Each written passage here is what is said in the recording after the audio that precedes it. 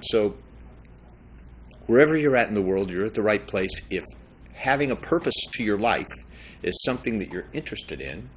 And whether you're interested in it or not, you have a purpose to your life. There was a purpose for you being born and coming and being manifest in this world, whether you're aware of that or not. That purpose is being lived throughout you, and it is possible to live your entire life never actually discovering and enjoying and promoting and being successful at your purpose. But you came here for a purpose. There's no accident that you're a human being, and there's no accident that you're watching this show right now. There's no accident about that. If you're watching this show and hearing these words, even if you're watching this show and hearing these words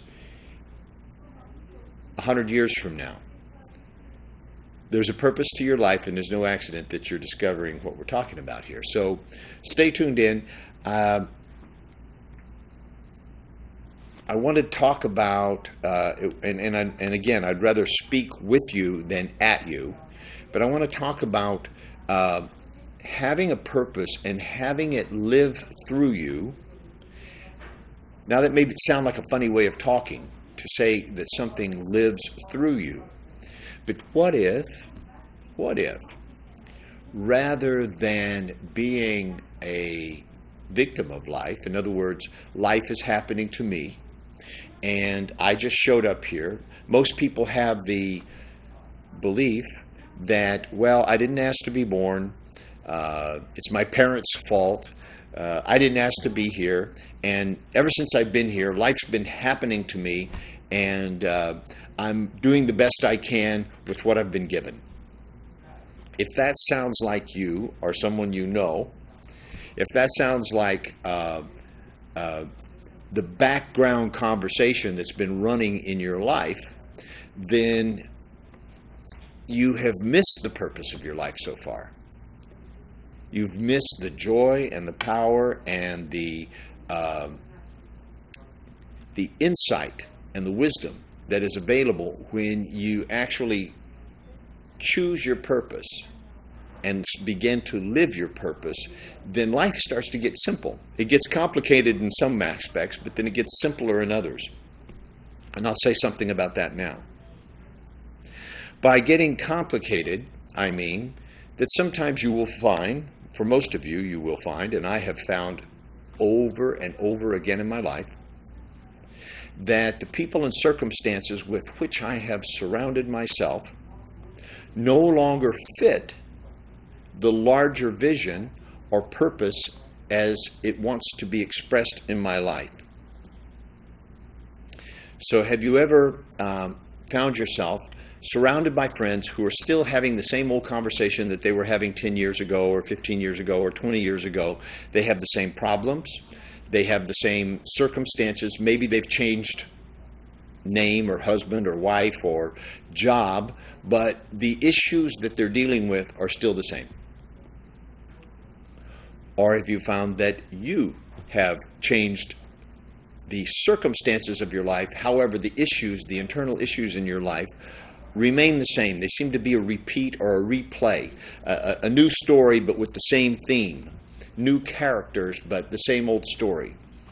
If that's the case, then again, you have missed out on having your purpose live through you and be expressed in life.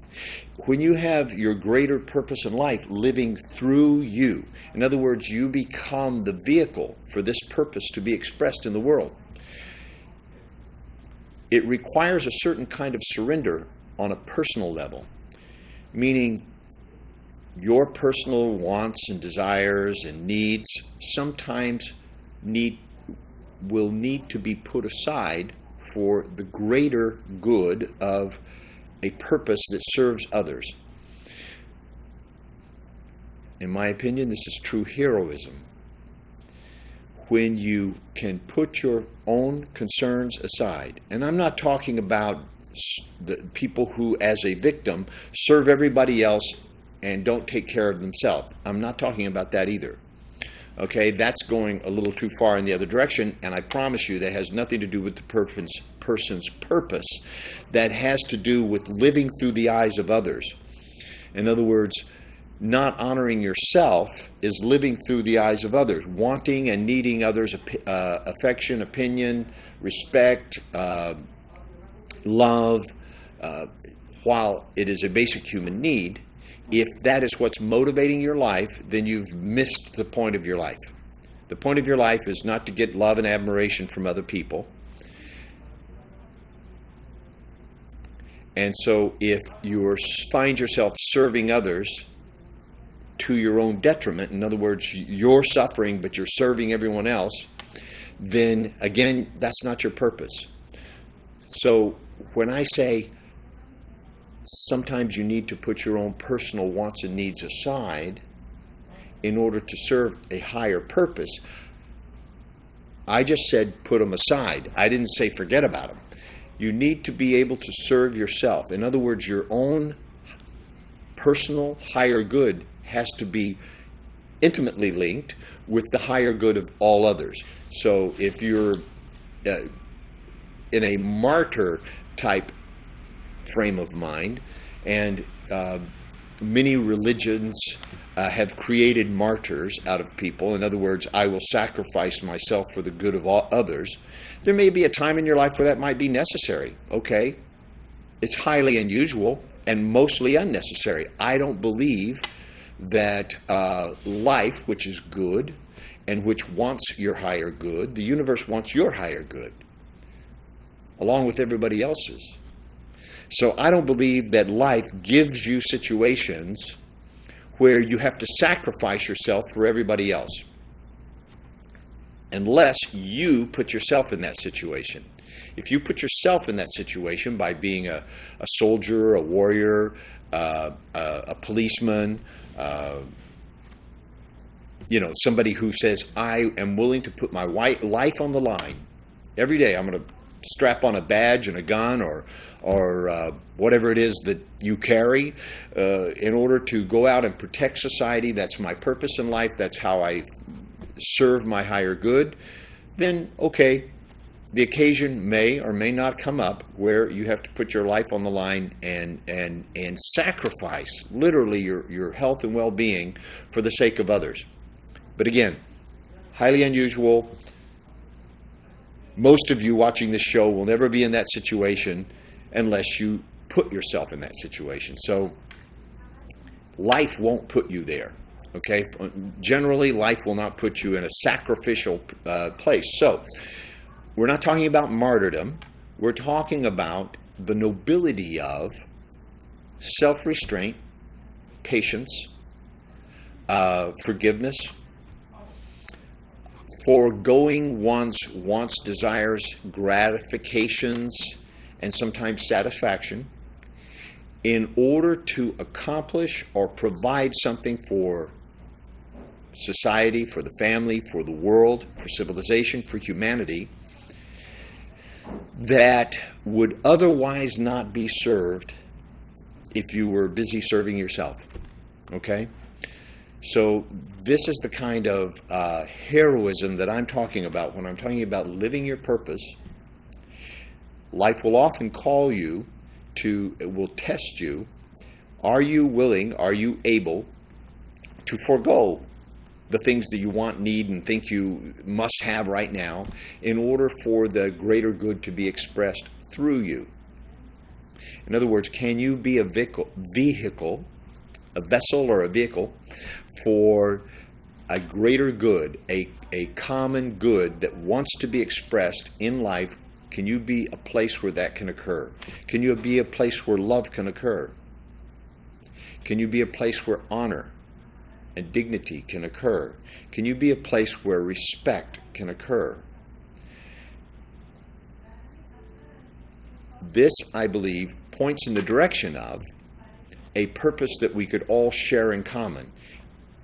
Each and every one of us have our own individual purpose in life. You have yours, I have mine. And from time to time, you will meet others who are on a similar path. You will meet others who have gone along the same path, and you find them on the same highway that you're traveling, fellow travelers, if you will, on the path that you could call your path. Sometimes you find people on your path, and those companions along the way will give you strength, will give you courage, will give you, and sometimes we'll need to draw strength and courage from you.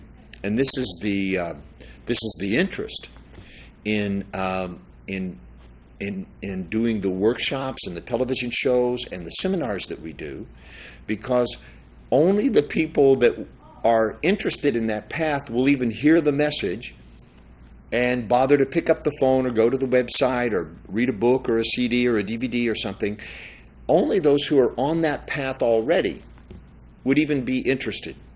In other words, if you're listening to this message, if you're at all involved with any of the work that we do at Embrace Growth or my wife's work, then you're already interested in that. Otherwise, you would have seen this and turned to something else.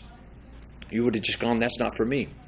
And I did that for many years. For many years, I would see teachers or people that were sharing something that I later found interesting. But at the time in my life, it wasn't for me. I was interested in other things. And so I went about my way only to find myself along that path later on. So that may be true for you. You may find that from time to time, your interests will take you off track, if you will, into another field of interest, but you come back to those people who are on a similar path as you. And this brings me to part of what I wanted to talk about with you today.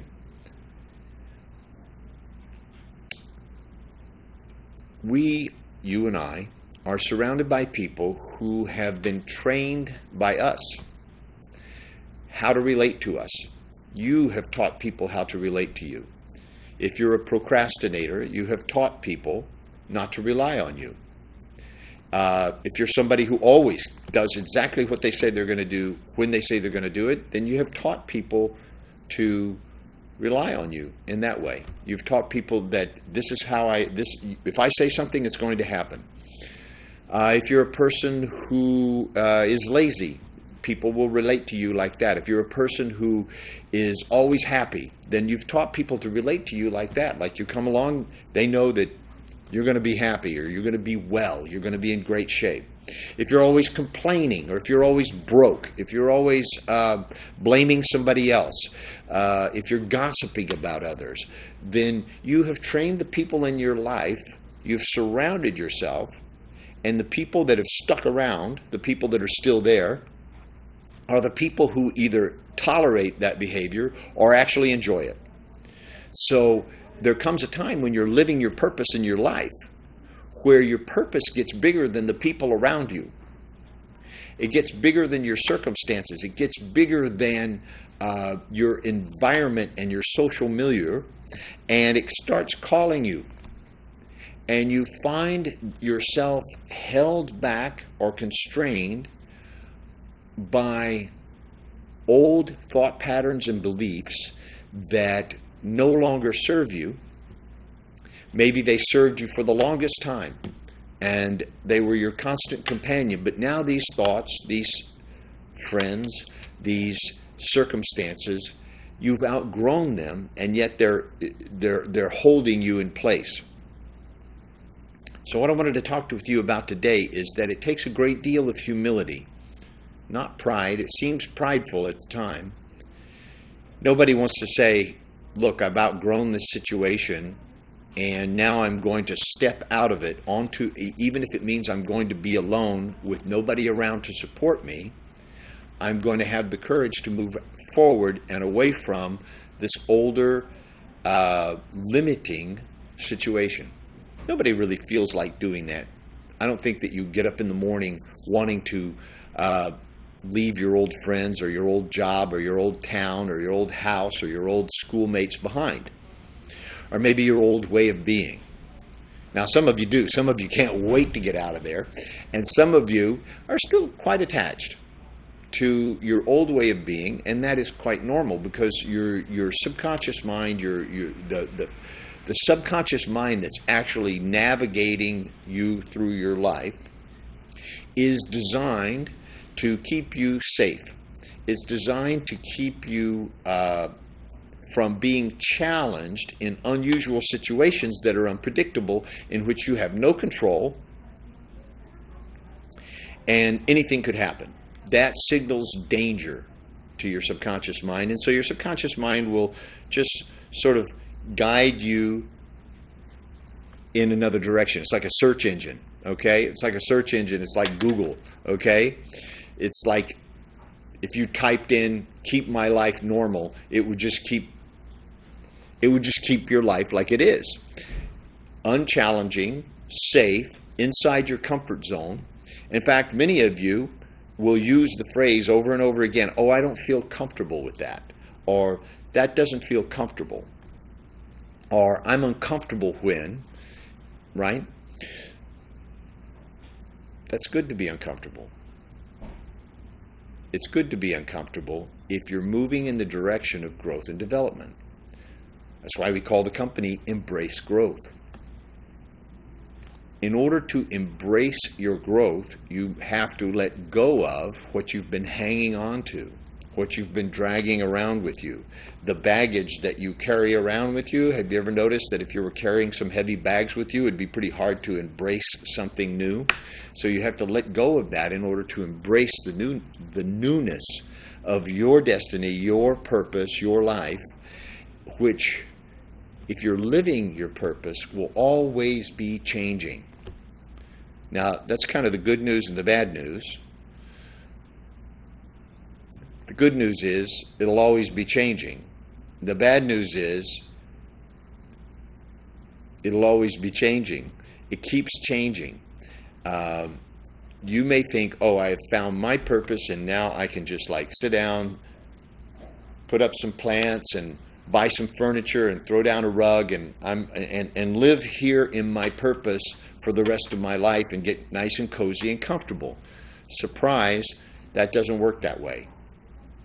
Your purpose is constantly seeking further and further development, and if it's a purpose worth living a lifetime for, if it is a purpose that is worthy of your life, your entire life, then it is a purpose that will never allow you to get completely comfortable with your life. If you have a purpose that is big enough to serve humanity, then your purpose will constantly be calling you forward. And the moment you begin to sit down and relax, that purpose will keep changing, but you won't. And you'll find yourself in a very uncomfortable situation before too long. So I'm going to go ahead and take this call and see what's up. Okay?